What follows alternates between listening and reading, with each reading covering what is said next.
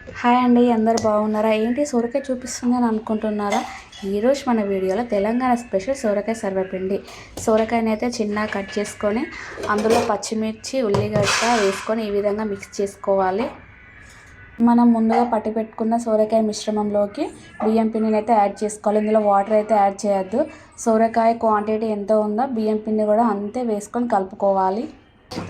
ఇందులోకి కరివేపాకు, కొత్తిమీర, అల్లం పేస్ట్ అండ్ జీలకర్ర కూడా వేసుకోవాలి. ఆల్రెడీ మనం పచ్చిమిర్చి వేసి మిక్స్ పట్టుకున్నాం కాబట్టి టేస్ట్కి సరిపడా కారం అయితే వేసుకోండి.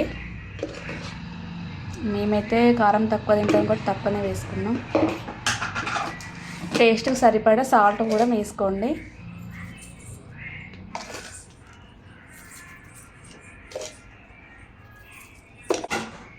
ధనియాల పొడి అయితే నేను వేస్తున్నానండి. మీకు నచ్చితే వేసుకోవచ్చు, లేకపోతే లేదు, అది మీ ఇష్టం. నేనైతే వేస్తున్నాను. ఈ మొత్తాన్ని అయితే మంచిగా మెత్తగా కలుపుకోవాలి. సోరకాయ మిశ్రమం పిండికి అంటుకునేలాగా అయితే మొత్తం మెత్తగా కలుపుకోవాలి.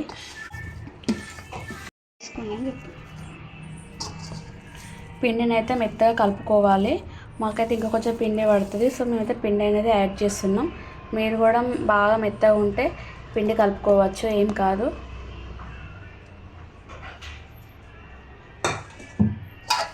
దీన్ని మెత్తగా మంచిగా కలుపుకోవాలి, మొత్తం కలిసేలాగా మనం కలిపి పెట్టుకున్న పిండిని ఒక గిన్నెకి ఆయిల్ పెట్టుకొని ఈ పిండిని ఆ గిన్నెకి అయితే అప్లై చేసుకోవాలి. వీడియోలో చూపించిన విధంగా అప్లై చేసుకోండి. ఈ విధంగా అప్లై చేసుకోవాలి. సర్వపిండిని అయితే స్టవ్ మీద లో ఫ్లేమ్లో కాల్చుకోవాలి. మంట బాగా పెడితే సర్వపిండి మాడిపోతుంది, అందుకోసమనే లో ఫ్లేమ్లో సర్వపిండిని కాల్చుకోవాలి. సర్వపిండిని అయితే ఈ విధంగా కాల్చుకోవాలి. చూడండి, సర్వపిండిని అయితే ఈ విధంగా కాల్చుకోవాలి. చూడండి,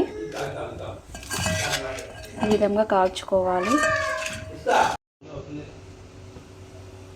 నా పెళ్ళికి ముందైతే సొరకాయ సర్వపిండి ఉంటుందని నాకు నిజంగా తెలియదు. నా పెళ్ళి తర్వాతనే సొరకాయ సర్వపిండి అని నాకు తెలుసు. చూడండి, టేస్ట్ అయితే చాలా బాగుంటుంది. తెలంగాణ స్పెషల్ సొరకాయ సర్వపిండి అయితే రెడీ అయిపోయింది. చూడండి ఎంత కలర్ఫుల్గా ఉందో, చూస్తుంటేనే నోరు ఊరిపోతుంది. టేస్ట్ అయితే వేరే లెవెల్లో ఉంది. తప్పకుండా ట్రై చేయండి. ఈ వీడియో కనుక మీకు నచ్చితే లైక్ కొట్టండి. మరిన్ని వీడియోస్ కోసం మా ఛానల్ మాత్రం సబ్స్క్రైబ్ చేసుకోండి. Bye bye.